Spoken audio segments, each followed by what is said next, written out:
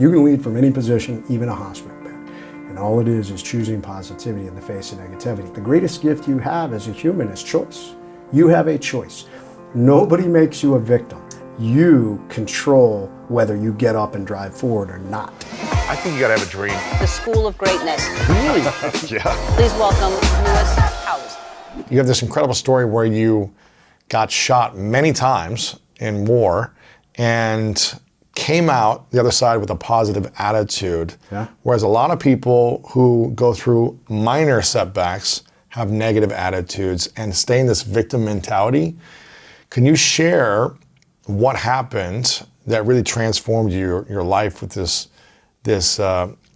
injury and this accident that happened, and how you decided to not be a victim after it happened? Well, I think, and I love that you talk about that, because I talk a lot about America as becoming a victim mindset nation. Mm-hmm. We are becoming a nation of individuals who are being convinced because of the color of your skin or your, gender or your gender persuasion or where you came from or any of this, that you're a victim and that you cannot help yourself, that somebody else has to help you, which I unequivocally don't believe in. I believe in self-leadership. And the problem is we have tens of millions of individuals who are successful, incredibly successful, that have broken those odds. So Right. It's this lie and myth. And I talk often about the victim versus the victor mindset. So when you talk about that and being shot, I think we have to go further back, because there was a period of time where I went through in my life where I was a victim. Really? For how long? It lasted about 6 months. Okay. And it culminated with... While you were a Navy SEAL? Yeah, absolutely. It culminated with a leadership failure. And we can get deeper into that. But all I will say is when I made that failure, instead of owning it in the moment, I saw myself as the victim. I saw myself as being thrown under the bus, and it was unfair, and like I was great, and how could they do this to me? And just it was a victim mindset. So that positive attitude came later as I grew and really as I grew up, I should say, especially as a leader. And I think leaders, and it's one of the things that I talk about now, the power of positivity in leadership is such a powerful thing. Yes. And it's something that is needed. I mean, we're at a deficit for leadership in this country, and we are inundated with negativity. You were just fed nothing but negative energy from social media, from the media. I mean, people around you, peers, family, everybody. yeah. I mean, look at the world right now with COVID and civil unrest and all these things. I mean, people are just negative. So positivity as a leader is such a powerful thing. But I did not see that when I was younger. And this journey of coming out of that leadership failure and coming to learn slowly, step by step, what it is to be an effective leader. And one of those components was, I'm going to battle against this negativity, which the negativity was against me. The negativity was I had fellow SEALs who didn't want to work with me, who didn't trust me because of some of these leadership decisions that I had made in the past, the mistakes that I made, and said, we don't trust you, we don't want to work with you. But I had to continue to go through training and push against that and earn back that trust and build my credibility and build up my respect for these guys that I was supposed to be leading. How do you build credibility if you've been made a mistake or out of integrity or, hurt people or... One day at a time. Yeah. By leading yourself. So I teach 3 rules of leadership. Number 1, 70% of leadership is how you lead yourself. And these were the rules that I kind of created for myself and what I wasn't doing in the past. What were you doing before? I was living the do as I say and not as I do. Okay. This is what you're supposed to do, but I'm not doing this. Exactly. And a lot of people, and this is a common problem everywhere with leadership, a lot of people confuse their ability to tell others what to do with leadership. And oftentimes that's not leadership, that's just management. Oftentimes it's bad management. Right. But 70% of leadership is how well you lead yourself, how well you build structure and discipline in your life, how you set goals within your own life and accomplish those goals, how you maintain positivity in the face of negativity in your own life. And the amazing thing about that, if you live your life that way, in the immortal words of one of the best leaders I ever had the honor to work with, people will follow you if you give them a reason to. Right. That's 70% of self-leadership. So all of that coming full circle to your first question, it was a really long journey of several years of coming to understand that all these pieces came together to be effective leadership and to have that mindset of positivity. So when I got wounded, I was probably in the best position in my life to go through that because I had just finished this other super hard journey. Of regaining, of leading yourself, of gaining trust with the people around you that you lost trust with, of dealing with some daily negativity right. and having to push back against that. So how long were you working from, the beginning of that to the injury? How long was that? 2 years. 2 years of trying to rebuild yourself internally and relationally with the people around you, right? Absolutely. Well, I guess I should say 18 months, maybe 20 months. Yeah. And then kind of got back on an even field and felt With like everyone. I had come back in those last 4 months of heavy combat operations in Iraq when I got severely injured at the end of that deployment. What's step number 2? You said 3 things. So number 1 is you have to lead yourself. And that's the foundational level of leadership. I tell people if anything is going wrong, frequently I'll go someplace and speak, whether it's in the corporate sector or whether it's in law enforcement or fire or wherever it is, and people will come up to me and they'll say, "Hey man, I'm having some problems with my team. Can you give me some advice?" And I say, "Yeah, no problem, man. How well do you lead yourself?" Yeah.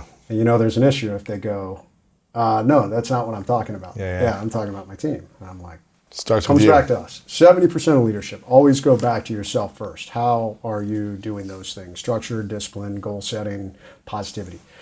Number 2 is how do you lead others? And oftentimes,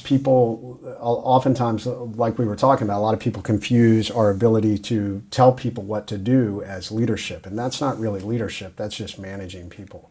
And if you're just telling them what to do and expecting them to jump, if you have the, I say you jump and you say how high mindset, you're not a leader, you're a dictator. Good leadership of leading others is motivating and inspiring and providing the resources and the training and the guidance to be successful. And then also holding people accountable within your team if they're not. I mean, giving people right and left limits, but also trusting them, pushing the leadership down to them and letting them have those successes because they're part of your team. And all of us are working towards a common goal because at the end of the day, that's what leadership is. So that's number 2.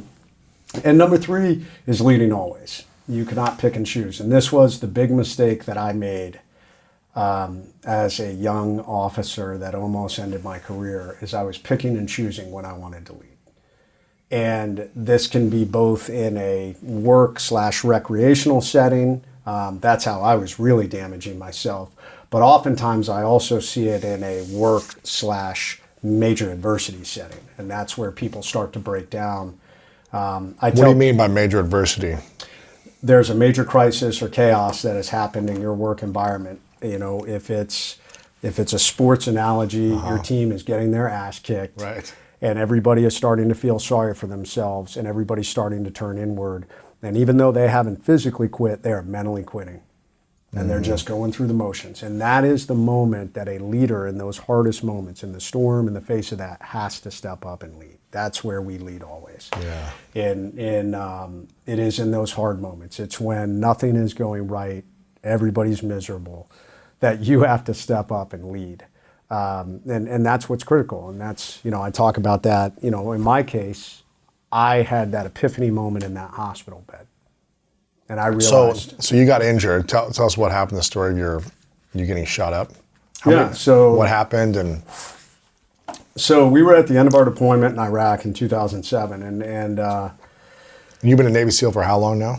I've been 15 years. 15 years. 15 years, but 2 years as an officer. So I had screwed up, came back, actually a little more than that, maybe 3.5 years as an officer at that point.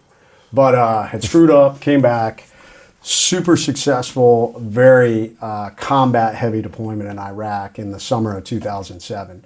And a lot of individuals who fought in Iraq know that 06, 07, both in Baghdad and in the Anbar province, Fallujah, Ramadi, some of our heaviest fighting was happening during that time. And we got there, and it was almost every night we were going out, conducting missions, multiple firefights. We lost several guys on that deployment. We lost quite a few guys got wounded. So a very intense deployment. We took a lot of enemy off the battlefield, and we captured a lot of mid-level and high-level insurgent and al-Qaeda leaders. So it really, as a SEAL, and even to this day, my wife doesn't quite understand when I tell her that was the greatest deployment I was ever on. Even though I ended up getting severely injured and almost killed, it still was everything that I ever set out to do as a SEAL. And we were coming up on the end of the deployment. We were literally 1 week from going home. I had redeemed myself. I was getting ready to step up in the next level of leadership. I was getting ready to screen for our next tier of SEAL team. Had gotten everything back on track. And we had been hunting the number one leader for al-Qaeda in the Anbar province the entire deployment, a guy who had been responsible for the death of a fellow SEAL on the very first mission of our deployment. Wow. Petty Officer Clark Schwedler. Responsible for the deaths of Marines and other coalition forces, ran IED cells, ran sniper cells, just a really violent guy. And we'd been hunting him to no avail, and got word on September 12th that he was going to be in a specific time and location in a place coincidentally called Karma, Iraq. So a place that we had been into many times, and a very enemy-centric location, very al-Qaeda heavy. Every time we went in there, we got into a gunfight. Wow. So we knew that the stakes were high. We also had been told that this al-Qaeda leader had rolled with a very heavy, well-trained security detail, that every one of his guys wore suicide vests, and they had been trained if we got too close to him, that as part of their defense, they would clack themselves off to prevent us from getting to him. That's crazy. Yes, and high level of stress when you're going in on a mission. Oh my gosh! And where part of your training or part of your contingencies or talking through actions on target are don't allow yourself to get closer than 15 yards to the enemy if they're closing on you. Headshots. Wow. So, needless to say, pretty high stress that night as we launched on this mission. And there's interesting details as part of it. I remember getting ready for that mission. And it happened pretty quickly. I'll admit that it happened so fast I didn't think it was going to happen. We had done a lot of missions at this point, and there were some things related to this mission that I can't talk about, but I'll just say that it had to go up the chain of command for some approval, so I just didn't think it was going to happen. And you didn't think the mission was going to happen? I didn't think the mission was going to happen. So you guys weren't really prepared? You were just kind of like, you pray, we were preparing, but I went to the gym. The mission wasn't any different than a lot of the other missions we had done, right. But I didn't think it was going to happen. So guys were planning, but we weren't in full planning prep mode. Yeah. It was just kind of like, this could happen tonight. But is our gear ready? Is it all set up? Yeah. So I went to the gym. I was working out, and one of our guys came in and said, "Hey man, this mission is a go. We're launching at like 1 a.m." I was like, "Okay, roger that." So I went. I was gearing up to get ready. We did our planning, and then the last thing you do is get your own personal gear. And one of the things I never wore when we did ground or more fast-based operations. If we were mobility in vehicles, I would wear my side plates for extra protection. But when I was on the ground, I wanted to be lighter and be able to move faster. So, it's one of the things with special operations. You have a little bit of leeway in what gear you wear and, personal preference. And when you're walking long distances or climbing over walls, or there's a good possibility you may be fighting or wrestling with somebody, I wanted to be lighter. So that night, getting ready for that mission, I remember jocking up and getting my gear on, and like this little voice was like, "Wear your side plates." Ooh. And I'm like, "No, like I don't. No, I don't do that. Like I want to be light." And it was like, "Wear your side plates." And we weren't going to be walking long distance on this night because the timing and the speed. We were landing what's called landing right on the X. We were landing right on the target. So I was like, okay. I don't know what that is, but I'm going to wear them, and I put them in. And that's an important point I'll hit in a few minutes. So we launched on that mission. We took down the target, and nothing happened. I mean, massive amounts of like anxiety, like, hey, if I definitely got the feeling like if I'm going to be shot up, it's going to be tonight. Really? Which I guess I was right. Wow. Wow. It just didn't happen initially. Wow. So we took down the initial target building, and nobody was there. We could tell that there had been activity there. We could tell that somebody had been there recently. We found a lot of anti-American, anti-coalition propaganda, and then as we started digging deeper, we started to find weapons. We started to find bomb-making materials and things like that. And excuse me. And we thought that we were just going to blow that stuff up, and we thought that was going to be it. So I was actually sitting on the porch with my guys, just kind of waiting for our explosive ordnance guys to blow that stuff, and we thought that was going to be it. Yeah. So about that time, my boss came up to me and said, "Hey man, we got a whole bunch of activity on another house about 150 yards away. We just watched 5 individuals flee out of there and run across the street into a field, and they're hiding in the vegetation." And we had seen that before. You know, if we had watched stuff like that, the snipers watched them do that. The snipers were up on the rooftops, kind of watching everything around the target. So my boss said, "Hey, why don't you take your team? Let's walk these guys down. Let's find out who they are and what they know." I said, "Okay, roger that." So we came up from the south to the north in this field, and at this point we had a aircraft up overhead that was giving us some surveillance, watching what was happening. And I remember asking them repeatedly, "Hey, do you see any weapons? You know, what are these guys doing?" And no, we're not seeing anything. So. But as I started to push into that vegetation, and super thick, you know, and they were probably 50 yards in front of us at this point, or maybe even 100 yards in front of us. This densely vegetated field was probably 100 yards thick. And I remember like my spidey sense was going crazy. And I stopped, and then I chalked it up to fear. Right. And I just said, "You know what, man, this is a high stress mission, you know, the level of the enemy, you know, that's just fear, just swallow it. Keep going. Let's keep going according to," we were doing everything according to our SOPs or standard operating. Training, yeah, according to our training. So how many people are with you? So there were 9 of us. This is kind of an important part of the story. So there were 9 of us, but as we started pushing through the vegetation, they told us, the air asset up above said, "Hey, you're going to miss these guys the way you're walking. So you need to make a turn and you know, kind of turn to a, you know, about 45 degrees to the northeast to walk up on them." When we did that, I had 2 new guys and one of our explosive ordnance guys on that left flank, and somehow they did not hear that call. So we made this turn, and they kept going straight. And quickly realized it. We stopped to link back up with them, but at this point they had moved further up, and they were actually closer to the outer edge of the field. The guy on my right flank, he was closer to the outer edge of the field, so we said, "Okay, this is super dangerous. We have 2 separate forces. It's a really bad situation, because if the enemy starts shooting, you now have 2 forces shooting at potentially what we call blue on blue. Yes. 2 friendly forces shooting at each other with an unknown enemy in the middle." So I said, "Okay, push out." I said, "Both you guys on the left, push out to the left. On the right, we're going to push out to the right. We're going to move up to the north, and then we'll link back up, and we'll push back in from the north to grab these guys." So as we were moving out, I had now moved up closer to the front with my interpreter, and so now there were 6 of us. Those 3 were, you know, probably 150 yards away from us on the other side, and our medic literally stepped on an enemy fighter. Enemy fighter? Enemy fighter. What's that? And an enemy, you know, part of the security detail. Fighter, F-I-G-H-T. He stepped on a person. On a person. He stepped on Correct. one of them. So what we didn't know was that our leader was in that house, and that those 5 individuals that came out were actually the last part of his security detail, that we estimate to be about 12 to 15 individuals. The one you were trying to capture. get, he was in that house. Correct. So this was his protection. Correct. Wow. And they had set up an ambush line in that field, and we had walked up behind it. Oh my gosh.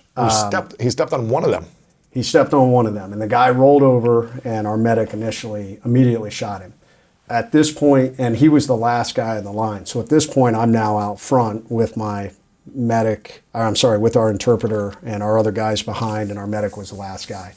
But all of a sudden, the world erupted, because when our medic shot that guy, it tripped the ambush, and the ambush went live. Our medic was initially shot. He was hit below the knee that severed both bones, dropped him and anchored him on that corner. One of our other guys ran forward to grab him and was stitched up the body, 2 rounds in the leg and 1 in the arm, but a big beast of a guy about your size, who grabbed our medic and started dragging him back.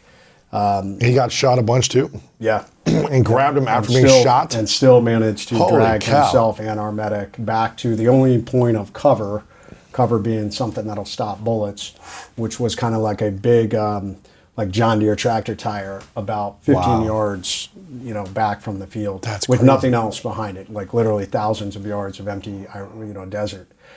I was out front and started shooting and yelling because I also was thinking about our guys on the other side. Are we shooting at them? So I was really worried about a blue on blue. Thankfully, our senior guy in that group was smart and got those guys sucked down and was like, do not shoot. So it became us and this, at that time, unknown enemy force, but they had 2 PKM machine guns, which is a large belt-fed machine gun that shoots big bullets In the vegetation. just like unloading. Yeah, because you my couldn't see gosh. them. They were probably 5 yards back. All you could see Wow. is the muzzle flash. That's crazy. Yeah. So How far away from you was it? Oh, I mean, I was bullets. I could literally, I've been shot at before, but never like that. I mean, literally, I had bullets. I could feel the pressure of bullets going by me. You can, a big bullet like that, it's actually, that's what, when a bullet cracks, it's actually a sonic crack. It's the sound of the bullet breaking the sound barrier. But it's pushing this air out of the way, and you can feel it when it goes by you. It's like an angry bee, I guess, flying or something like that is how I've described it. Wow. But So I could feel it all. How far away from the gun were you? 45 feet. 45 feet. Wow. Yeah. So, it's like, and wow. immediately I was stitched across the body armor, and I took 2 rounds in the left elbow. But I only thought it wasn't 1. I didn't know it was 2 until later. But I thought my arm had been shot off. You thought it was gone? Yep. Just because of the pain, or you couldn't feel it? Or? I couldn't feel it.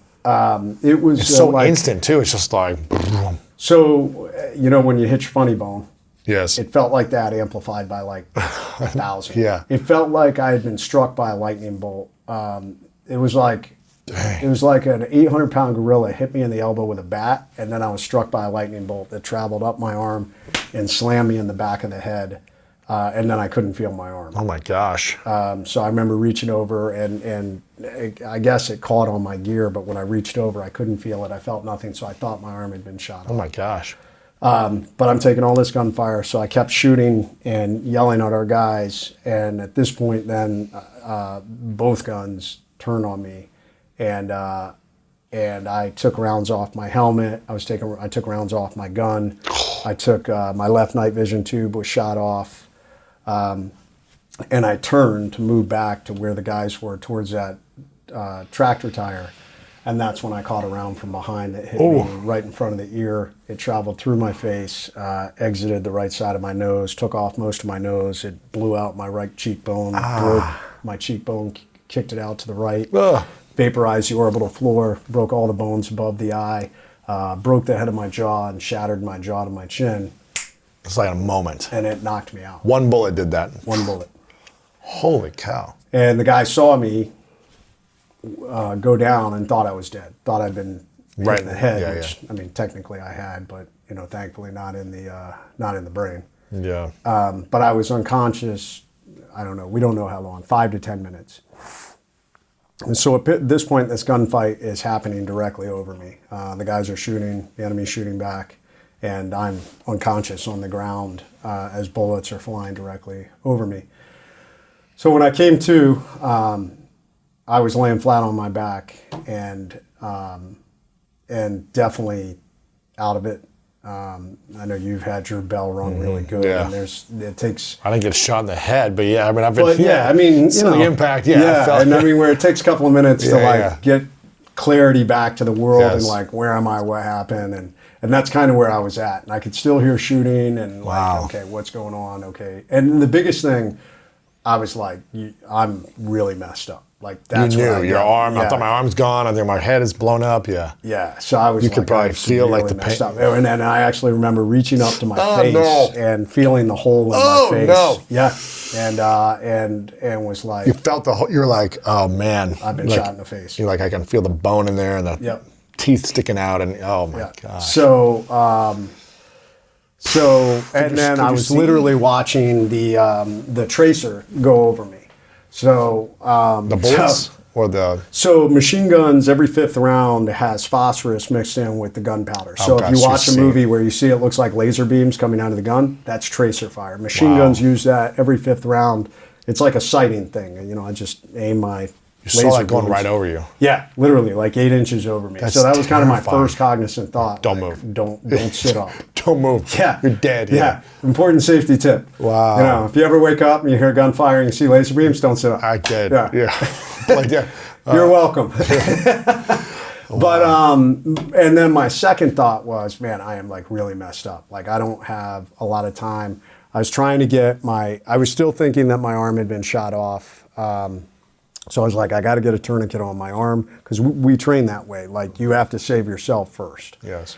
Kind of like self-leadership. Absolutely. You know, but I couldn't get my tourniquet, and I knew I was losing a lot of blood. So I remember there was kind of a lull in fire, and I yelled out to my team leader, "How long to the medevac?" And he was like, "Red?" And I think at that point they realized I was still alive. And he yelled out 5 minutes, Wow. which was a lie. So you're like, I could die in 5 minutes. Yeah. Yeah, but I was, and because I was losing a lot of blood, and I was just focusing on So interestingly enough, in the beginning, I was kind of thinking about like the gunfight and like what we were doing and what our assets were, and like I was still in, I don't know, work mode, if you will. Like, okay, how are we addressing the gunfight? Where's the medevac? You know, we need to call in a fire mission, all this. But I was out of the fight. I mean, my team leader took over. I owe my life to him, and he did an amazing job. He came forward and grabbed me at some point and dragged me back. But at some point, my thoughts shifted to, I'm dying. I got to save my life. Well, I actually thought that I realized that I was probably not going to make it. I came to grips with that decision. And it made me, and I'll be honest, at first it made me angry. It made me angry that I was in charge and I'd led us into this situation. So that made me angry. It made me angry that the enemy would get the satisfaction in knowing that they had killed a SEAL. That made me angry. Wow. And then my thoughts drifted to my family. So it's September 13th at this point, and we were real big into Halloween, my wife and the kids. And at that point, my son was 8, my older daughter was 5, and the youngest was 2. And we had already talked. I was supposed to be home, in a week, 2 weeks. Our first wave of guys were going home in a week. I was in the second wave. Yeah. So 2 weeks I should have been home, and we were talking about Halloween and everything. I remember thinking like, I'm not gonna be there for Halloween this year, and I'm not gonna be there for Christmas. And I'm not gonna raise my son. And then I thought about I'm not gonna walk my daughters down the aisle, and that's like hard. And at that point, I called out to God and I said, I need help. Like, I need strength to come home. And like that.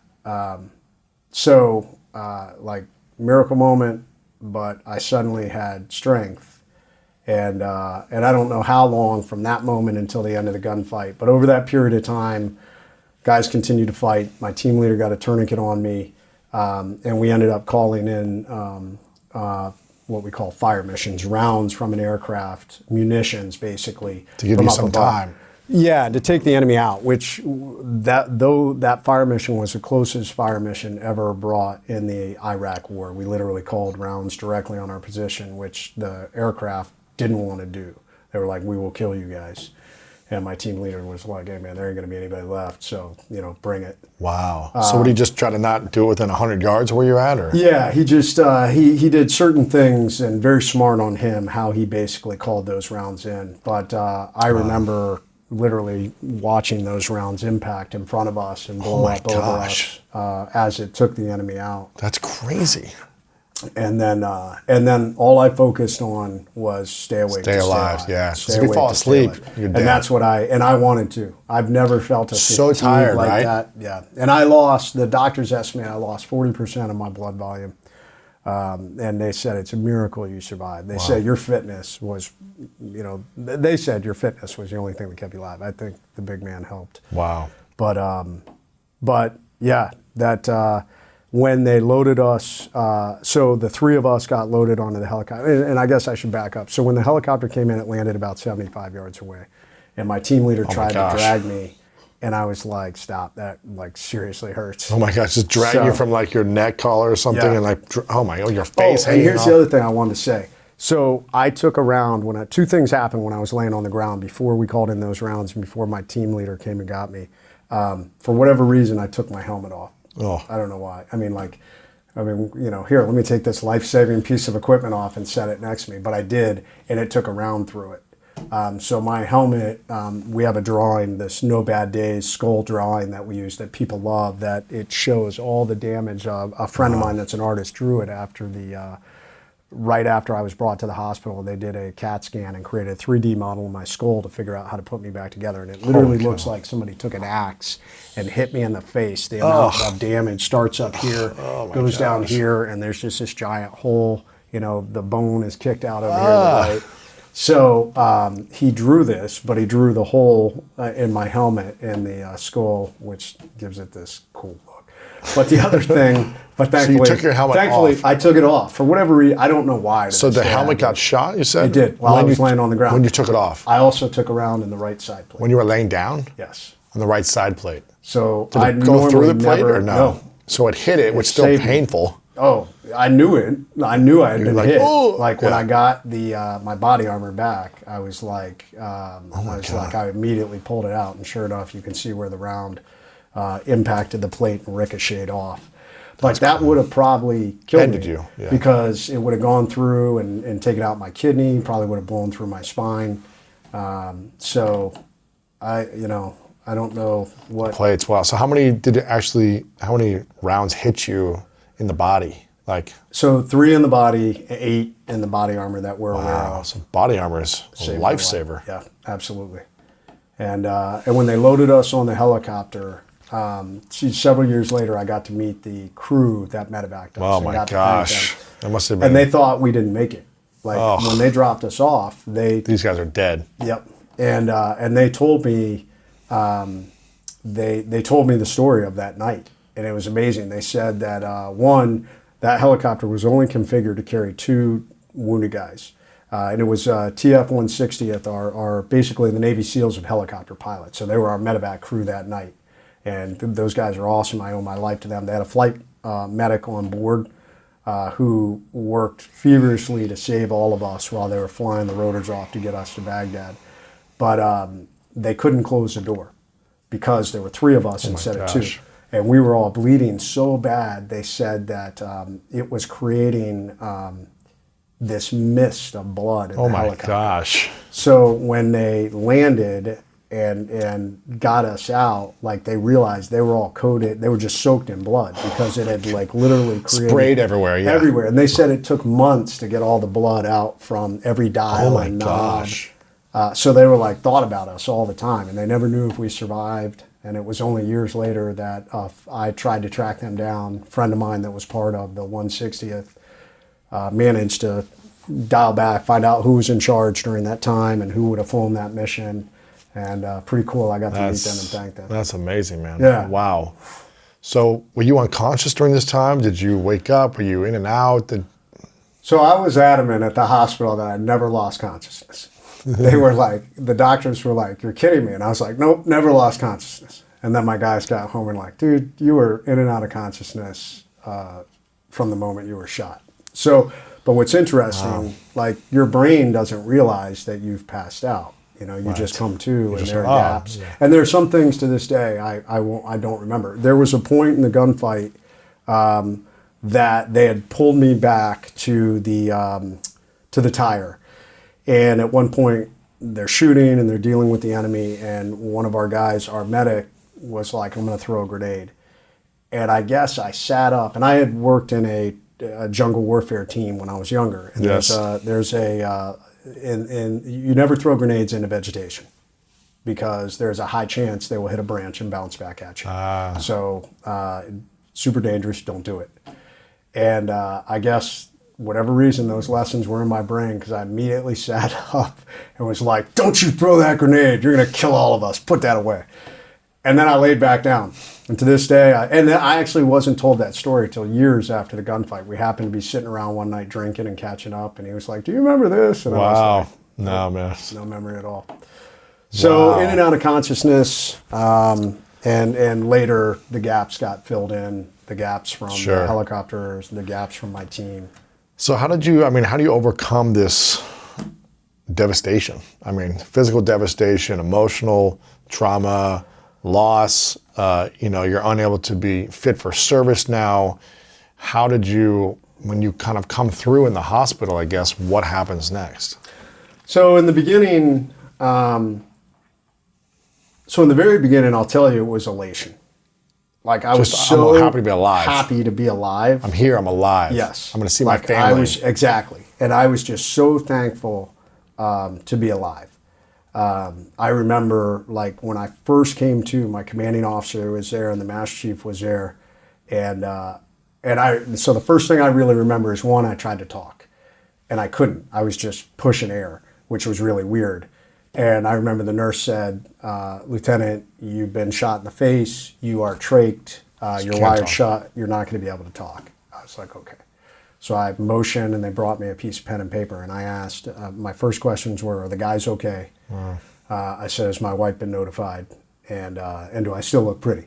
and that's, I don't know, man, it's that positive. I think it was all those lessons had come back together. Like I did not care what happened in that moment. I wanted to know that they were okay. The guys were okay.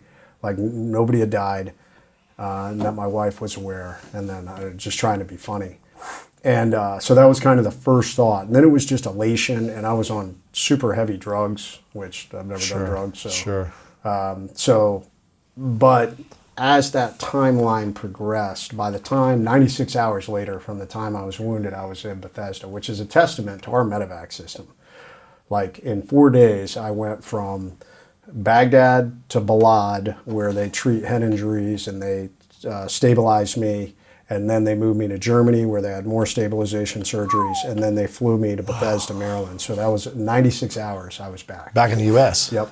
Wow. So did they stitch you up in the first day, or are they just kind of like putting gauze over it? How are they? No, they stitched me. I mean, yeah, Right because away. they had to stop, all the bleeding and stabilize. Man. And then they do reconstructive surgery later, like, okay. Yeah, so they've got to repair the damage and stabilize you, and then all the reconstruction happens later. And that's where the elation start to wear off. Like, man, this is and painful. several things happen. One, I remember laying in bed in Bethesda, and the first thing, like many of us, when something bad happens, replaying it in your mind. And like, if I had done this, if I had done that, if I had moved left, if I had moved right. And I was really kind of kicking myself. And then finally I was just like, dude, stop. Like one, nothing you can do about it. Nothing you can do about it. Like, and two, you did things according to how we've trained. Like, so put that out of your mind and you need to move forward. But I remember the second point of really reality setting in was my sister was getting married and we were supposed to go to the Virgin Islands for the wedding in October. And I remember the nurse coming in and I said, hey, how long is it going to take to put me back together? Because one, I need to get back to my guys. Two, I got to go to my sister's wedding. And and she was just incredulous, like looking at me like, Lieutenant, like, it's going to take years to put you back together. You're done. Yeah. And that was like such a shock to me. I know. And depressing. And I remember thinking to myself, like, so my special operations career is over. I'm going to be permanently disfigured and I'm going to be forever disabled. Wow. Because they were also talking to me about amputating my arm. Amputating it. Because Took I two had rounds. no use of, at this point they knew I had taken 2 rounds and it effectively destroyed my elbow.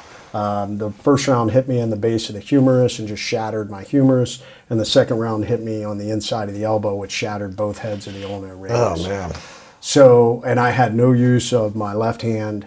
There were, pretty extensive nerve damage. So the doctors were talking about amputating. And the only reason I still have an arm is the head of orthopedics at Bethesda at that time was a former SEAL. And he said to me, "I'm going to do everything I can to save Wow, you." And man. I think if anybody else, they would have taken my arm. Wow, really? And he was like, "I'm going to do whatever it takes." And he did, and that, amazing, and that journey was incredible. But I remember feeling depressed, like, where do I go from here? But this is where this journey of failure, redemption, really coming to understand what it is a leader but kind of came to a intersection. And there were several things that happened. The one last thing that kind of made me come to this pinnacle or this intersection was about all that time. I had somebody else that had come into the room and they were having a conversation with me, and then I started to drift off. But I was hearing what they were saying, and they started having a conversation thinking I was asleep. Like you had already passed out, or yeah.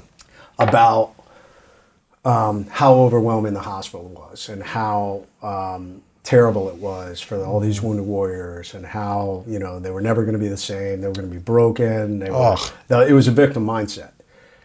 And I was hearing it, and they left. They were kind of walking out as they were having this conversation. When my wife came back in, like, the more I thought about it, the angrier I got. Like, I woke up and was just angry. When she came back in, I wrote to her and I said, "Never again." I said, "That is not going to happen again. Nobody's going to come in this room and feel sorry for me." And this was where, like, this moment occurred where I was like, this is bigger than you. Like, this is, you've been for 2 years, you've been walking this path of lead yourself, lead others, lead always. And around me, in that hospital were wounded, other wounded guys that had been shot up, guys missing limbs, individuals burned. In the room next to me, there was a young Army kid who had a penetrating brain trauma. So he had a severe traumatic brain injury. And his wife, I remember watching his wife, and they had a brand new baby. And she was dealing with this husband who no longer could cognitively function. And I thought to myself, dude, like, this sucks, but, like, you've been through worse. You've been through BUD/S, you've been through Ranger School, you've been through the hardest journey you've ever been through, this leadership failure, and fought back. And now you need to live everything that you've talked about. Like, you have to, these guys look up to us, and I already knew it. I'd had guys that wanted to come into the room and meet me. And this was, I recognized, this is what leading on. You can lead from any position, even a hospital bed. And all it is choosing positivity in the face of negativity. And it was in that moment, and that's what I tell everybody. In this life, the greatest gift you have as a human is choice. You have a choice. Nobody makes you a victim. Nobody holds a gun to your head and tells you, well, it's not fair and I can't do it because of X, Y, or Z. That's BS. There may be more adversity or obstacles in your path, but you control whether you get up and drive forward or not. And that is the power of choice. That is the power of positivity to drive forward despite whatever adversity stands in your path. And that was kind of the epiphany moment. And when my wife walked back in, I was like, never again. Nobody's allowed to come in my room with that mindset. And I refused to have it. And I wrote out that sign, and it said, "Attention to all who enter here. If you're coming in this room with sadness or sorrow, don't bother. The wounds that I received, I got in a job that I love, doing it for people that I love, defending the freedom of a country that I deeply love. I will make a full recovery." What is full? That is the absolute utmost physically. I have the ability to recover, and then I'm going to push that about 20% further through sheer mental tenacity. This room you're about to enter is a room of fun, optimism, and intense rapid regrowth. If you're not prepared for that, go elsewhere. Wow. And we signed it, the management. That's cool. That's cool. And it took on a life of its own. I put it on the door, or I had my wife put it on the door, and I said, nobody's allowed in the room until they read this. And never having any idea of the impact that it would have on others. Because I'll be honest, in the moment, I really kind of wrote it for myself. Like, hey, man, here's my new mission statement that I'm going to live by. And it became that. And that's something I talk to a lot of people about, is having a mission statement that guides you in the dark times, having that light in the darkness. Because there were some hard moments over the next 4 years. And especially in the first couple of years, where like crying my eyes out, like, this sucks, I'm in pain, like I'm never going to be put back together. At one point, the nose I have now is the third nose they built. The first two failed. At one point, they had to cut all the tissue out, and I just had this hole in my face. I felt like a skeleton. Oh man, that's hard. But that sign kept me on track. This is who I am. This is what I stand for. You're the overcome guy. Like, let's go. Set that example. Lead always. This is how we do it. Right. So that's what I tell people. That is the power of choice. That is choosing positivity in the face of negativity. And the thing is, when you do it for yourself, you never know the ripple effects it's going to have on the others around you. Because that sign has now gone on to motivate millions of people. It earned me an invitation to the White House to meet President Bush. It has been written about in other books. Secretary Robert Gates wrote about it in his book. Wow. First Lady Michelle Obama wrote about it not once but twice in her book. Really? It moved her so much. Wow. Wounded warriors to this day write me. I didn't keep it. President Bush signed it, and we had it framed, and it hangs in the Wounded Ward at Walter Reed to this day. Really? Yep. That's cool. So that's the power of choice. So anybody who's like, I don't know if I can do this, or if you're a Navy SEAL or this or that, that's BS. You in this life, you can lay on the X and be a victim, or you can just get up and be a victor. And it doesn't guarantee success. It doesn't guarantee that there's not going to be pain. It doesn't guarantee that it's not going to be hard. It's going to be.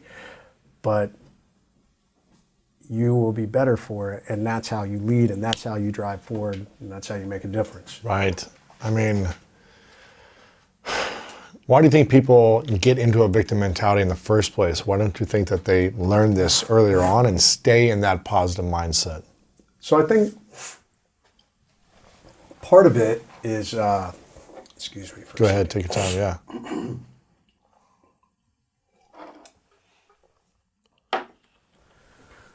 I think part of the current victim mindset we have in a nation is we are not, if you go back to the beginning of America and probably life 200 years ago, life was hard. Yeah. Like, if you wanted to eat, if you wanted sustenance, you pretty much had to go out and, either have a farm or you worked some hard physical labor to get these things done. And that made people a lot hardier and more resilient. And now in this day and age, we don't have that anymore. We're so blessed, especially here in America, in this country, to coming out of World War II forward to really, and don't get me wrong, there are some poor areas of the country, there's no doubt, but if you've been around the world and you've been to some third world and seen poverty at its highest level, it doesn't compare to here. Right. And I think, unfortunately, part of that byproduct is we have individuals that are not as resilient. Sports is a good place sometimes to build resiliency when we don't have the physical labor aspect of what we had in the past. The military does it. There are some other places, but really at the end of the day, it has to be pushed by the individual or maybe the family or the upbringing. And if that doesn't happen, I think it leads it to not being as resilient, which leads it to another problem where you have political leaders and people of influence that'll say, well, the reason you can't make it is because, you grew up on the wrong side of the tracks, or you're the wrong gender, race, creed, color, religion, whatever it is. And people buy it. And they say, oh man, you're right. Because I'm this color, because I'm this race or creed or religion or whatever, sexual orientation. But it's just not true. There's a level of resiliency that comes with choosing to drive forward.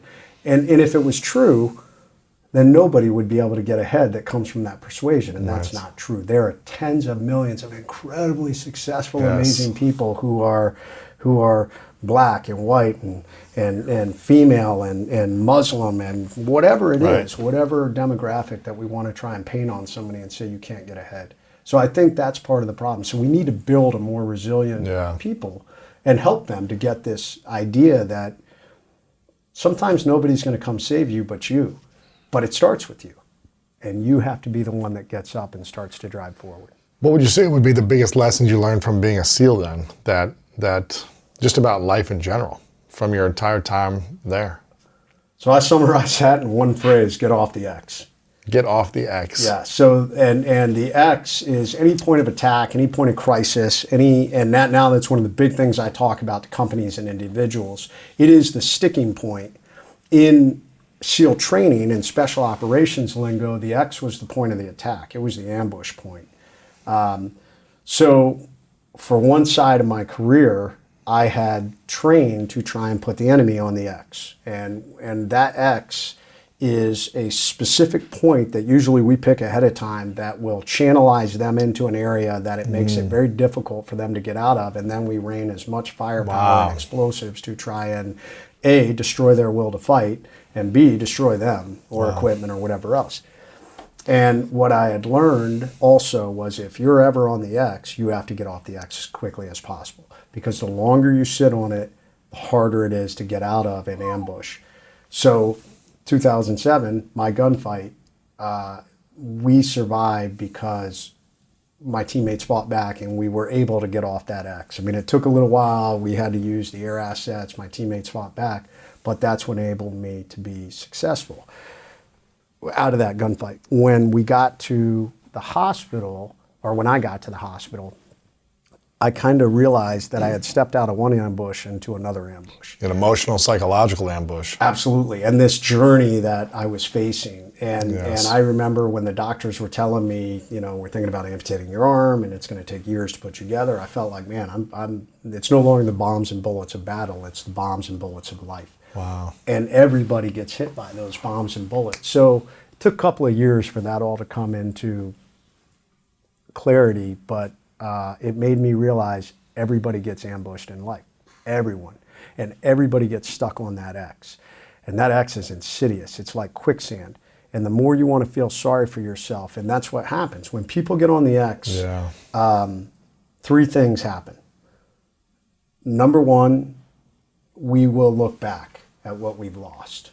And we waste a lot of time at, a little bit like I did. Well, what if I had moved this way? Or what if I had moved that way? Or I want back my life before I got wounded because it was so much better. Mm-hmm. And we waste a lot of time doing that. We also look forward. Well, I was supposed to be this, or I was supposed to be that, or this was supposed to be my most successful year, or, I was going to play in the NFL. Mm-hmm. This was my launch point, and we get bitter about that. And then the last one is we look for someone or something to blame. It was their fault. They did this or they didn't do this. And that is the victim mindset. That pins us to the X. And what happens is, in a gunfight, you literally can physically die. But in life, I watch people who mentally and emotionally die. Yes. And I write this in the book Overcome, that there are people who that life ambush that hits them becomes the excuse for everything in their life. For decades. And they become lesser individuals than they ever were before. Like alcohol, drugs, whatever it is, every bad behavior is justified because of what happened to them. And they just lay on the X and they're just a dead person walking. So when you made that conscious decision to make that sign and kind of create a mission statement for yourself to recover in a more positive state, what shifted for you and what shifted for the people around you that you weren't claiming to be a victim? Yeah, it was just nothing but positivity. And don't get me wrong, I had hard times. There were definitely days that were hard. It was not, it's not blue skies and rainbows every day, but it is a choice. It doesn't mean that it's a choice to keep driving forward. And my wife, who I call the long-haired admiral, is amazing. But she's trying to raise 3 young kids, and really I felt like this 4th kid, because who was cleaning my wounds, who was grinding up my medicine, who was feeding me through, grinding up food so that I could eat through a stomach tube. It was my wife. I was in a wheelchair when they brought me home. Yeah. I had all this metal and hardware, helping me clean this trach that I wore for 7 months and 2 days.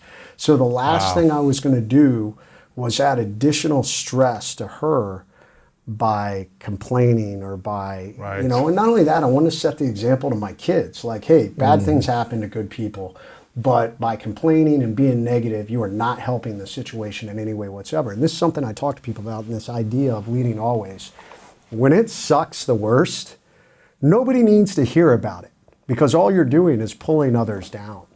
And it is a virus. It is a cancer when it occurs, because usually when a team is at a point in time where people are starting to turn inward and feel sorry and eat themselves, you're at a tipping point. And this is when a great leader can step up and step out of his own misery to try and lead others forward, to push you in the right direction, or you will fall in the other direction. And that's, I wanted to show my kids and others that I wasn't going to be that guy. I was going to continue to drive forward no matter what. That's powerful. Lead yourself, lead others, lead always.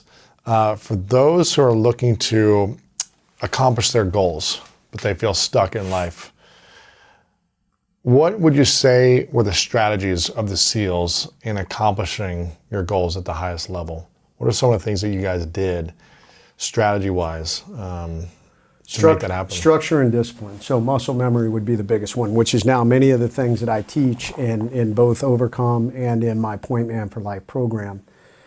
And it was something that I was missing. I felt like I was missing when I left the military. And I think a lot of military members feel the same way.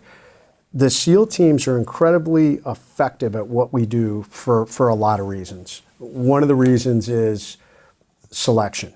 So, and that selection is, there's a lot of things you have to do to qualify just to get to SEAL training. A lot of people don't realize how smart SEALs have to be. So there's a level of intelligence, there's a level of physical ability, there's a level of, obviously, resiliency that has to come into this.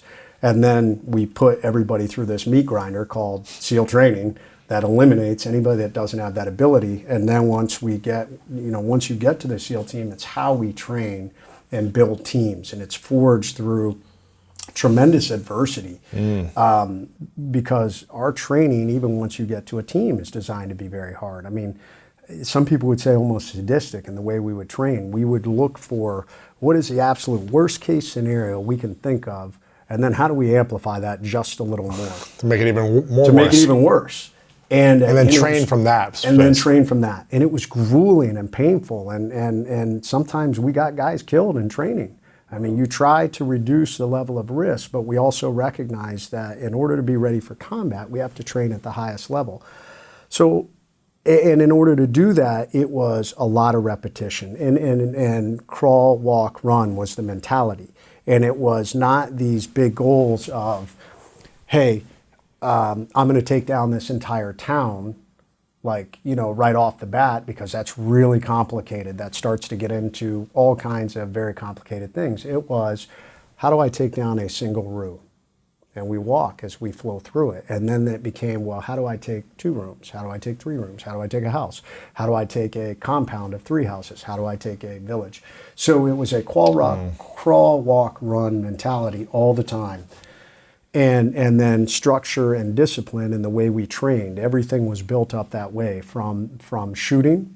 Oftentimes I was a marksmanship instructor, and I've trained some other people to shoot, and they're a little funny, because the very first thing to do when I train anybody to shoot is you shoot at the at the 3-yard line. Little black dot, and we're shooting at the 3-yard line, and they're like, "Hey man, this is stupid." I'm like, "No, you're not. You're learning." And the repetition that you need to effectively pull your weapon out and get a positive sight picture, trigger squeeze, release that round, second sight picture, and follow through, so that we can do that over and over and over again until, at that whatever point, you're shooting from 50, 100 yards or more. Yeah. So all of that comes together to create small victories and repetition, structure, and discipline that all come together to be successful. How does someone create that for themselves when they're not in the military? So that's... Or not on a sports team? When I left, so what I began to realize, Overcome, when I wrote The Trident, which was my first book, it was just the story. It's my story of a young punk kid who did well enough to become an officer, or a leader, and then totally failed because of ego and arrogance, got a second chance, and then redeemed himself and then got wounded and kind of realized there was another level of leadership. And when people would read that, people would say, how'd you do that? And I couldn't definitively answer that question. So Overcome became, Overcome came out in, I think 5 years after I wrote The Trident, because it took that long to kind of think about what enabled that.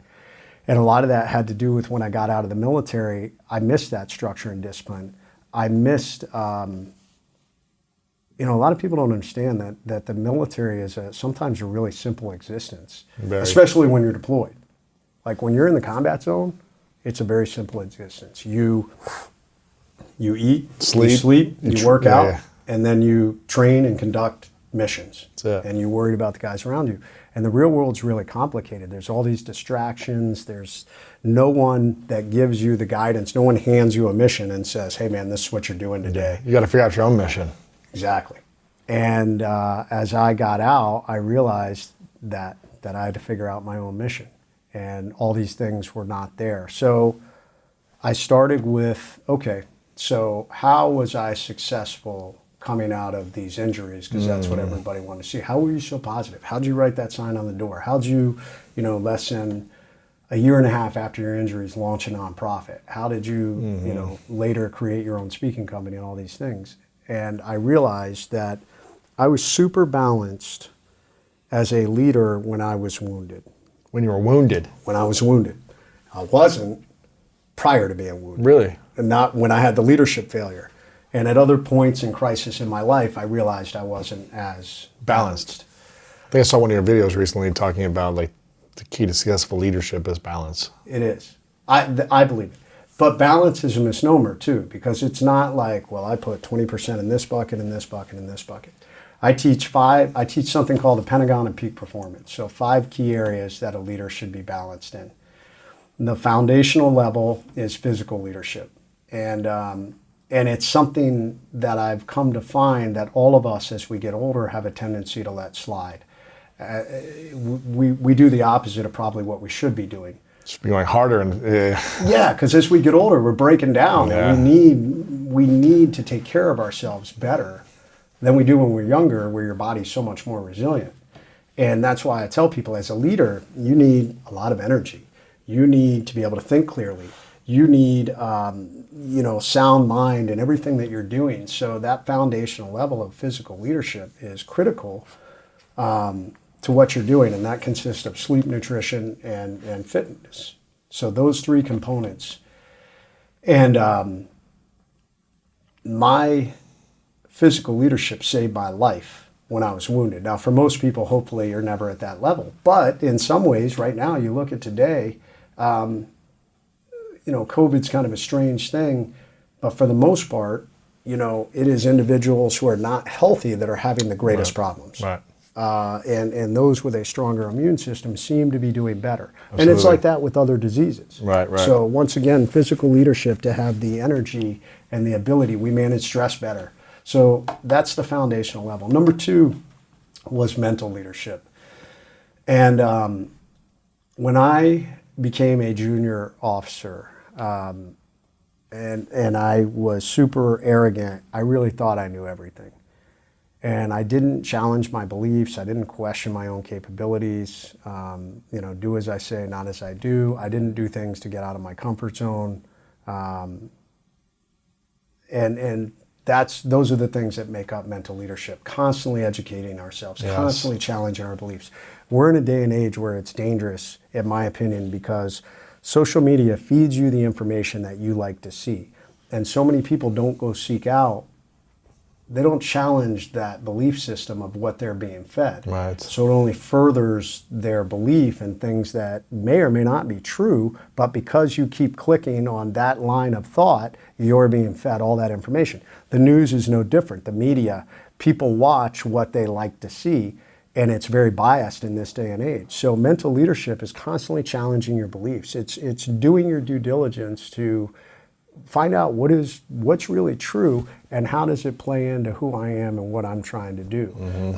It's getting outside of your comfort zone. It's finding the individuals who are where you want to be, and identifying them as mentors so you can be better, so that you're not surrounding yourself with individuals who are pulling you away from where you want to go. Right. Number three, and this is the biggest one and my weakest point, and that's something I've found about the Pentagon. Most people have one area that they're super strong naturally, and then they have an area where they're super weak. And my weakest area was emotional leadership. And emotional leadership is our ability to maintain. As a leader, it's critical to be even-keeled. We're not too hot, we're not too cold, we're not too excited, we're not too angry, because people can count on you with that consistency. They know as a leader, I can come to you and tell you bad news, and you're going to take it well, and I can come to you and tell you amazing news, and you're not going to burn it down drinking and be an idiot. Right. You got to ride that balance. And I really struggle with that because I was an emotional roller coaster when I was younger. And I came to realize that really damaged my credibility as a leader. Yes. And it's also choosing that positivity in the face of negativity. Nobody wants that leader that is just an emotional train wreck, or a negative Nelly. They want that leader who they can count on, that's positive, that's going to push you forward. They also don't want that leader that's something I call a leadership wrecking ball. A leader who they're all about the result, but they leave a path of destruction behind them. They'll crush you in their path to get things done, and that, in my opinion, is weak emotional leadership. Also, I mean, as a leader, we got to think about the others. Yeah, the health of others. Yes. And then Number four. the last point. Well, the last part of emotional leadership is managing our mouths. Because our mouth? Our mouth. Yes. Yeah, because so many people. So true. So many people, and I was guilty of this. And I'm not impervious to this. Like I said, this is my weakest area, but I'm really aware of myself now. Because when we let that zinger fly, 90% of the time, it doesn't do anything to further what we're trying to accomplish as a leader. All it does is massages our ego, Well, I was angry in the moment, so I wanted to say this. I see this in relationships all the time. Husband and wife that let these zingers fly. It does nothing to further that situation in a positive way. No. Yeah. President Trump was a example of someone who, he would tweet these things out that I was just like, what does that really accomplish for you? Right. Other than maybe making you feel good to attack people who disagreed with. And that's part of being a leader also. Right. That people are going to disagree with you. So what? If you have conviction in who you are, it's just going to happen. In this world. Yeah. So. Another Navy SEAL that I had on, Chad Wright, said, your tongue is like a rudder in a boat. And it's like whatever you speak, like it's going to start guiding you in that direction or, influencing you in certain directions in your life. So make sure you really use your words correctly and based on where you want to go. Kind of back to the no negativity. If you're negative, it's going to affect you and take you down a negative path in your life. Feeling that way emotionally, you're going to attract negative people. So, you made that decision in that moment to speak differently, use words differently, which I think was powerful. Yeah. Okay, so that's 3. Number 4? Social leadership. Social leadership. How do we build the rings of influence around us? So, and I break that down into 4 rings of influence. The outermost ring is our work relationships. The innermost ring is a lot of times our work acquaintances / friends.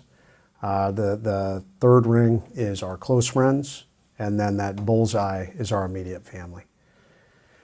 And in Western culture, there's a tendency to put a whole lot of time and effort into the 2 outermost rings, our work relationships and our work friends and acquaintances. And we have a tendency to take for granted our close friends and our family. Yes. And we think they'll always be there for us.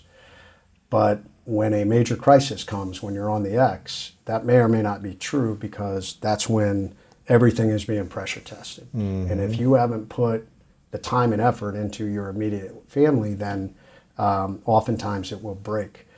And Jimmy Hatch, a friend of mine, described it like this. We all ride on trains in this life. I rode on the SEAL train. You rode on the football train.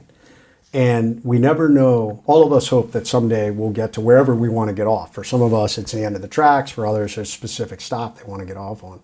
But sometimes there's a catastrophic event that occurs in our life and we get thrown off the train. And those outermost rings don't get off with you because they're still on the train. And it's not that they don't like you or anything like that. They're just still riding the football train or the SEAL train, and you're no longer on it. But who gets off with you is your close friends and family.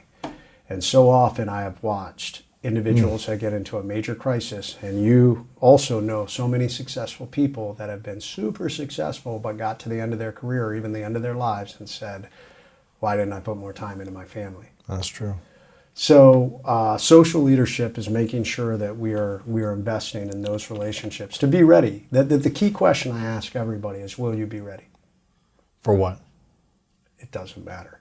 Will you be ready for that moment when it comes? Because we don't know what that moment is. Right. So that balance enables us to be ready for almost anything. Having a mindset of the next ambush is out on the horizon. If I maintain balance, if I have a leadership mindset of being ready for it, I'll be ready for it no matter what it is. No matter what it it is. It doesn't yeah. mean it's going to hurt less, but at least I'll be ready for it to drive forward. But it takes those things. That's why I was so successful when I got wounded. I was balanced in those areas. The last one is spiritual leadership. And for me, faith played a part of that. But for others, I tell them it's our ability to get outside of ourselves and have perspective in this life. That what you're going through, we all live in our own personal hell when we're in a crisis, but spiritual leadership enables us to recognize that there are a whole lot of other people out there that are going through much worse than you are. And if you can do things to get outside of yourself and recognize there's a great big world out there, that what you're going through is temporary, even though it's painful, super painful, you will get to the other side and be able to get beyond it. And what I talk about is that if you're alive, man, it's a gift. Yes. It's a gift. And it may be hard, it may be tough, but it's still a good day, and it's up to you to drive forward, to get off that X. So I have a motto, no bad days. Yeah. You know, because I'm still here. That's right, man. No bad days. What do you think is the skills that we should learn to master more to help us reach at the top of our field, our industry, or to set us up to be prepared when that ambush comes? So we stay ready, we don't have to get ready. So it comes, in my opinion, it comes back to 4 key things, which I call the point man principles. So Point man principles. last year I wrote a planner called the Point Man Planner. And it came about because I got really sick. And while I was really sick, they were trying to figure out what was wrong with me. I had a parasite and a blood disorder that attacked my central nervous system, and I was super messed up. Man. I thought I was dying, to be honest. Oh, And at one point, I was like, man, I wish I had a point man, like when I was in the SEAL teams, to lead me out of some of these bad situations. And it made me think, well, why? What made them so effective? And when we were talking about what makes the SEALs effective, like it became really clear to me that a really good point man, a lot of SEALs live their life in this way. And there's 4 principles. And I think this is how anybody out there can be effective and bring their game to the highest level. Number 1, relentless belief in your mission. And there's a lot of people who don't know what their mission is. They've never written it down. They've never defined it. And if you write down your mission, it's got to be built on the foundation of your values. And there's a lot of people that don't know what their values are. They'll tell you cliche things. They'll say, faith, family, finance, fitness. But when you hear those things, you're like, dude, you haven't been in church in 2 years. You haven't been in a gym. I haven't seen you in a gym this year. We just throw these things out there. And understanding, because whether you know what your values are or not, they are driving you, and they're driving your decision making. right. So if one of your values maybe is fame or recognition, that's okay. You should be aware of it. Doesn't mean it's a negative thing unless you're stabbing somebody else in the back to get it. But Yes. knowing that is important, because now you can build your mission in this life upon it. And because my mission now that I'm out of the SEAL teams, it's about setting that example as a leader. I want people to regard me as a point man for my own life, someone that they want to learn from, someone that is a leader, that sets the example, that communicates well. So that has become my new mission. Number 2 is a clearly defined destination and a set course. So in the military, we always knew exactly where we were going.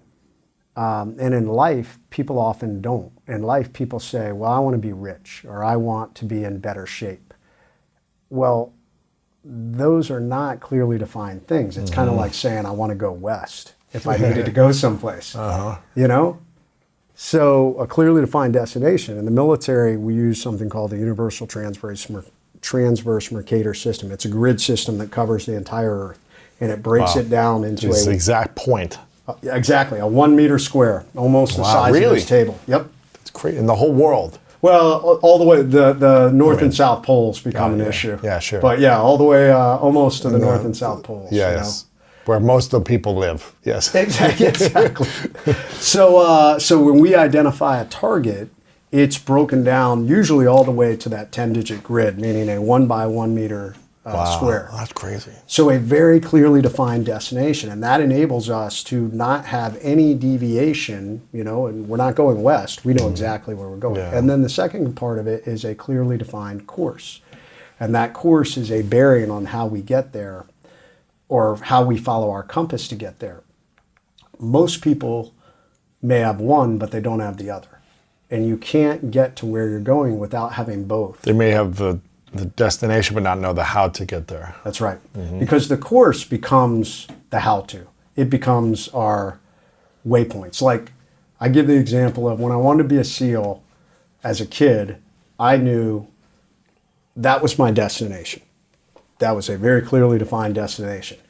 And the course was all the things that I had to do. So I had to enlist in the Navy. I had to get accepted. I had to get a SEAL contract. I had to physically pass the SEAL screening test. I had to academically pass the ASVAB score with a high enough score to get picked up for SEALs. I had to get a SEAL rating. I had to graduate from my A school. I had to get the SEAL training. I had to make it through SEAL training. I had to make it through Hell Week. Right. All these things were waypoints on the course. So if people can break their goals down in this manner, and I break them down in the Point Man Planner quarterly, and then every day we make sure I do something called the rule of 3 Ps, 1 physical, 1 personal, 1 professional. Every day we're moving the needle just a little bit towards those goals. That's how we stay on course. Right. Number 3 of the Point Man principles is risk assessment and situational awareness.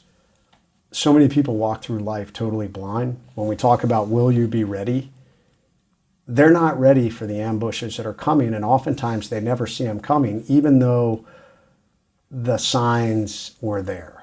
So one, are we regularly doing risk assessments of where we are in our life? Are we still balanced? Are we still taking care of ourselves, you know, both in the Pentagon and peak performance? Are we making sure that our destination is front sight focus, that we're on course, that we're hitting the waypoints we should? So we're consistently doing a risk assessment. We're also looking for the indicators that an ambush is on the horizon. Yes. And so many people don't. So then they walk into these ambushes and they're like, oh my God, I never saw that coming. Okay. And number 4, so it's risk assessment and situational awareness, right? Yep. And the 4th one? Is an overcome mindset to get off the X as quickly as possible. Overcome mindset. Yeah. So you can't prevent every ambush. Most I estimate that most people in this life will go through 5, at a minimum, 5 major life ambushes. And I define a major life ambush as anything that will forever leave physical, mental, emotional, or deep financial scars. And you'll never fully recover from it. You know, or let me rephrase that. You will always carry the pain of that ambush. You will always look back and you will think, God, that was painful. Like, it hurts when we think about it. And I tell people that on the lower end of the scale, it can be the ending of a relationship. It can be the ending of a marriage.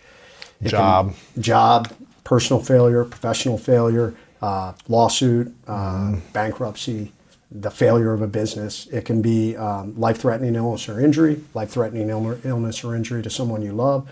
It can be sexual trauma to you or someone you love. And then at the higher ends, it starts to get into the loss of a loved one, or one of the highest I've seen is the loss of a child. Oh, man. Yeah, that's tough. So having a mindset of readiness and knowing that unfortunately those things could happen, and I teach something called the REACT methodology, so it's a system to use when these ambushes come. What's that system? So REACT is an acronym for when an ambush comes, the very first thing we have to do is recognize that we are in a crisis. And it goes back to what we were talking about in the beginning. When you're on the X, there's a natural tendency to procrastinate and deny and look at the past or the future or It's blame. hard to recognize, yeah. It's usually the hardest, and depending on the level of ambush. And I want to make sure that people understand, if you lose a child, timeline is relative. I don't Yes. expect you to, Yes. it's going to take time to get off the X from losing a child. But also recognizing that you're already thinking, I can't lay here forever. Like, I have to. Some point get up, yeah. Exactly. So number one, recognizing you're in a crisis, or recognizing the reality is what I say. Number two is evaluate your assets. So when we are hit by a life ambush, by any kind of crisis or catastrophic event, it's natural to feel totally overwhelmed in the moment because your world has just come to a grinding halt for whatever it is. It's like you suddenly stepped into a raging storm. You're in the darkness. Yes. You're trying to figure out what's happening in this chaos with the wind howling and lightning and thunder and people beating on you. And it's overwhelming. And we tend to think, there's no hope. There's nothing I can do. It's all outside of my control.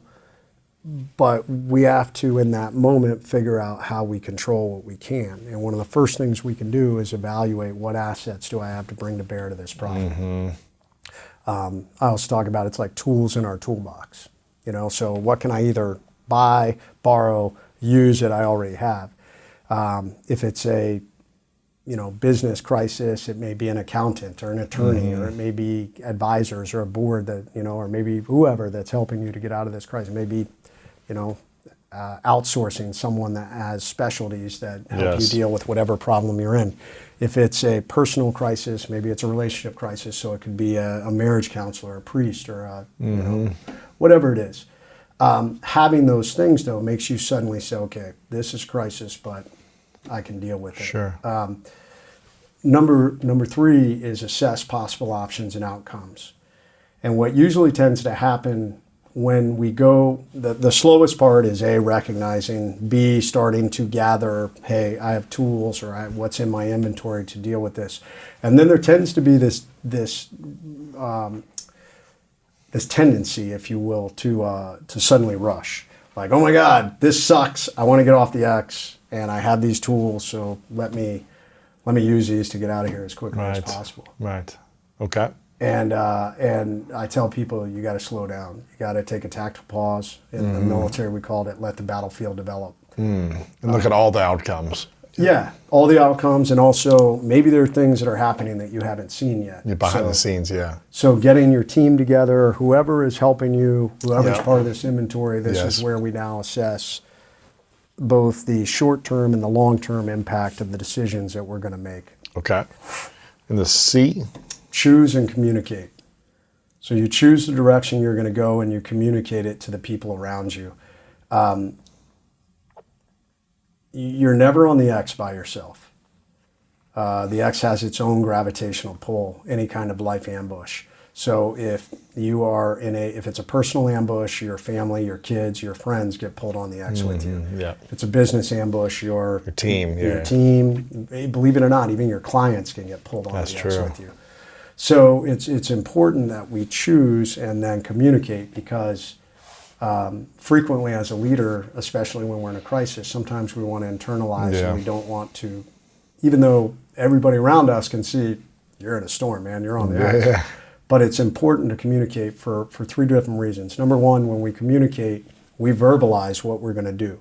And there's a level, and there's that lead yourself level of internal accountability. When we say we're going to do something, now it's like, yes, this is what I'm doing. Number two, it tells others, and they're like, oh my God, yes, we have a plan. This sucks, let's go. And that third component of that is hope. It gives people hope. It's like a positive direction. Yes, we have a plan. This is where we're going. And then the last one is take action. Execute on that plan. There are so many people who will go through this process and then they're waiting for the perfect moment. And the perfect moment's never going to come. You know, Right. the time to act is now. You know, imperfect action is better than waiting for this perfect plan. Exactly. And it creates momentum. It gets you off that X. And you may go from one X to the next, and that happens sometimes, but use that momentum to keep going instead of just sitting there. But what about our world that it has no structure in general? A lot of people have no structure and no discipline. What are ways we can develop it when we don't have a team, we don't have, maybe the family didn't give us the structure we wanted, maybe we're not in the military. How do we learn to develop discipline and structure ourselves? Start very small. Yeah. So this becomes the rule of 3 Ps that I teach. Yes. So daily goals. So for me, it goes big and it comes back small, but you can actually start small and build big. You can go either way. Yes. Humans, I don't care who you are, I don't care how lazy you are, we want to be productive. People feel good when they're productive. Yes. I mean, even if it's completing a video game level, believe it or not, there's a level of productivity to that. Yes. You went through something and completed it, and you feel good about it. Exactly. But in order to do that, there has to be 2 things, structure and progress. Then those 2 things come together. So we were talking about Bill McRaven before we started in his book, Make Your Bed. Well, Super what is small. making your bed? small- Structure and progress. You know, every day the structure is I'm going to make my bed. The progress is you have, you know, completed this task. And that comes together for success. Something as little as that, you come home at the end of the day, your bed's made, you feel good about yourself, you completed something. That's why I teach the rule of 3 Ps. This creates balance also. Do one thing physical. Not everybody has to be a CrossFit athlete or the cover of Muscle and Fitness. Everybody thinks that this is what I have to look like. No, you don't. Just be healthy, man. Yeah. Like it's good for you, it'll help you. Even if that's going outside and walking for like 20 minutes. Yep. So one thing physical, one thing personal, because as especially in Western culture, we typically define our jobs with who we are. So that becomes our primary focus. And usually the personal side of our lives gets put to the waypoint and we deal with it on a weekend or we just don't deal with it. So do one thing personal. You know, have dinner with your family. You know, take your wife out or spouse out, or do your budget or clean out that closet. Just take 5 minutes a day to clean out, you know, just move one thing out of that closet that's threatening to throw up all over your house that you're afraid to open the door every time you walk by. Yes. Yeah. And then one thing professional. And this isn't within the normal realm of day-to-day activities.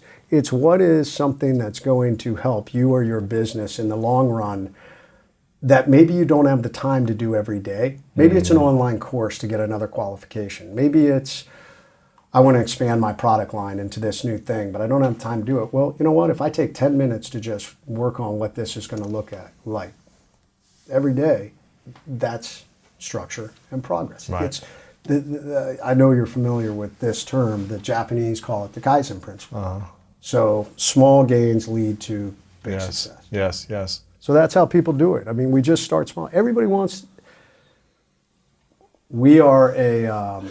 Instant gratification, now results. Yeah. And everybody stops when they can't, you know, when they can't be a millionaire, look like the cover model of Muscle and Fitness, Yes. and be, you know, Bill Gates all in a day. Yeah, exactly.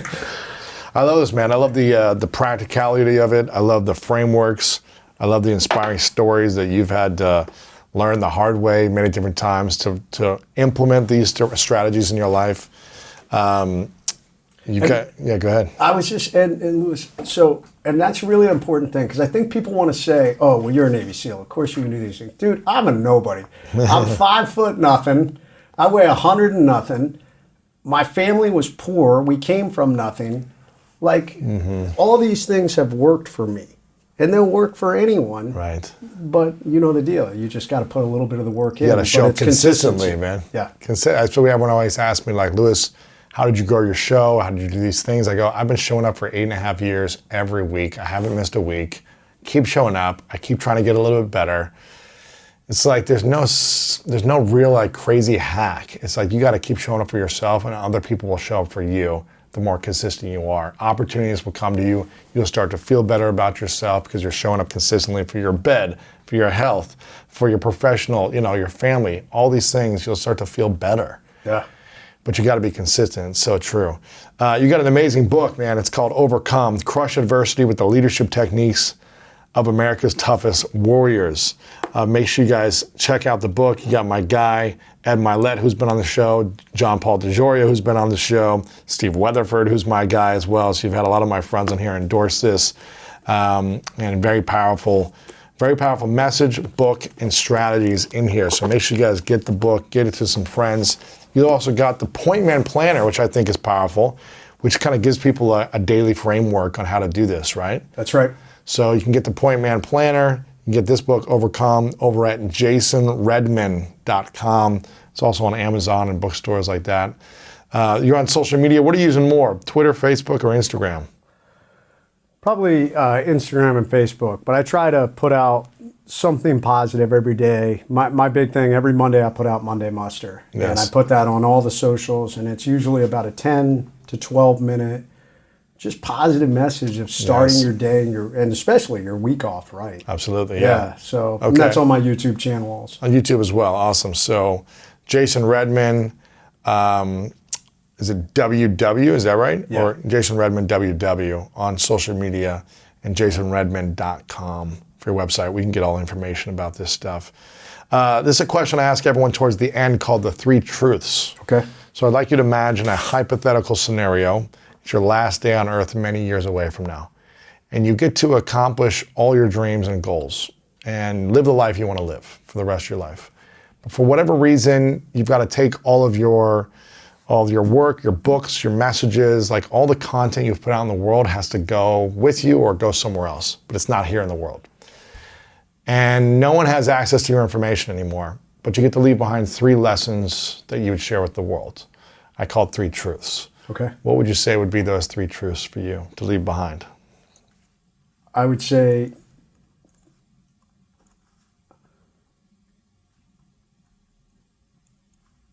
recognize in this life you have a choice. Mm-hmm. You know, adversity is coming to all of us, so choose positivity over negativity. Or basically choose to be a victor, not a victim. Mm-hmm. I would say get off the X. You know, we're all going to hit these moments where we're stuck of negativity. Mm-hmm. And then focus on leading yourself. That's, I think, the most critical thing. Everything else will fall into play. If you can do that effectively, when I screwed up, that leader told me and helped me get back on track. One of my great leaders, hey, Jay, people will follow you if you give them a reason to. Ooh, yeah, you got to lead yourself. Those are powerful, man. I want to acknowledge you, Jason, for how you continue to show up for yourself throughout your entire life, from setbacks to injuries to probably years of frustration after a lot of these things. I know it's not easy from just minor injuries myself, trying to come from those setbacks, and to continue to show up and serve other wounded warriors, to serve people that are going through adversities, to keep showing up for your brothers and SEALs, to continue to write and just put this message out there is really inspiring. So I acknowledge you for showing us that you don't have to be the biggest, fastest, strongest to make it to an elite level, and you don't have to be the greatest to make a big impact on a lot of people. So I acknowledge you for how you show up, man. It's really inspiring. Thank you. My final question for you is, what's your definition of greatness? I think it's the legacy you leave behind. On who is the most important to you is greatness. And it doesn't have anything to do with money, in my opinion. I think it is the positive impact of the people around you. So the final thing I talk about in the Point Man Planner that I wrote about is something that I call your life's mission objective. Yeah. Also your legacy. Yeah. And mine is that I hope that everybody I come in contact with will walk away and say, that guy made me better in some way, some small way, maybe. And that's my goal. I mean, I'm living a second chance at life. Yeah. So many of my friends didn't get that chance. And I mean, I'm definitely not perfect. I mean, I screw up at times, but that's my goal, to get back on track. And hopefully that would be my greatness. That would be my definition of greatness. Oh man, Jason. Thanks, man. Appreciate you. Yeah, Thanks, brother. thank you, man. Absolutely, I appreciate it. Where most people quit, I had just started. Wow. And when you take that mindset and you learn to flip that around, that's what made me powerful. And my body followed. And 3 months later, my stress fractures were healed by running on them.